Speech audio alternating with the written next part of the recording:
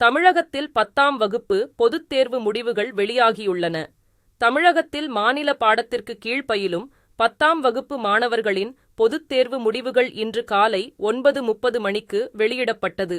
இதில் மொத்தம் 91.55% தேர்ச்சி விகிதம் பதிவாகியுள்ளது.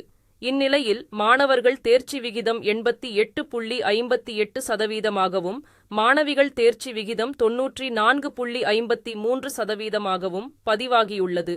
மாணவர்களை விட மாணவிகள் தேர்ச்சி விகிதம் 5.95% அதிகமாக உள்ளது. அரசுப் பள்ளிகள் 10ஆம் வகுப்பு பொதுத் தேர்வில் 100% தேர்ச்சி பெற்றுள்ளது குறிப்பிடத்தக்கது.